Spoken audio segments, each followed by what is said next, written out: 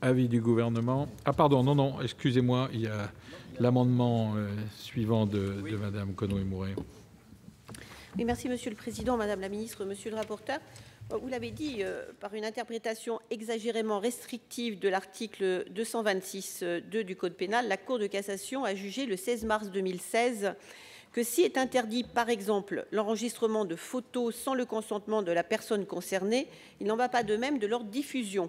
En d'autres termes, et en l'état du droit actuel, quelqu'un qui a donné son accord à la réalisation d'une photo ou d'un film ne peut ultérieurement s'opposer à sa diffusion, notamment sur Internet. Cette décision montre bien, ce faisant, l'urgence qu'il y a à modifier le code pénal afin de l'adapter à la réalité du cyberharcèlement et de la vengeance pornographique. Il reste que si cet objectif ne peut qu'être pleinement partagé, il apparaît toutefois que les modifications proposées de l'article 26.1 du Code pénal ne sont pas adaptées et je me réjouis que la Commission et Monsieur le rapporteur vous soyez saisis de cette difficulté. En effet, en maintenant dans l'article 26.1 la présomption de consentement et donc l'absence de délit en cas d'enregistrement d'images ou de paroles, le texte adopté par la Commission ne permet pas de réprimer la diffusion ultérieure de ces images ou paroles.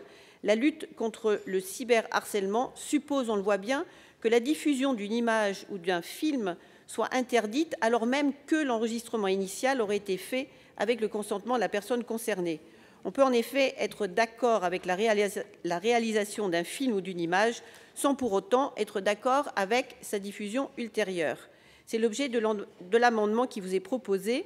Maintenir le principe du consentement implicite prévu à l'article L. 226.1 alinéa 2, tout en créant une nouvelle infraction par la rédaction d'un nouvel article 226.2.1 aggravant les peines en cas d'enregistrement de paroles ou d'images à caractère sexuel, ainsi qu'en cas de diffusion de ces paroles et images lorsque cette dernière se fait sans le consentement de la personne, et ce, alors même que l'enregistrement initial a été fait avec son accord express ou présumé.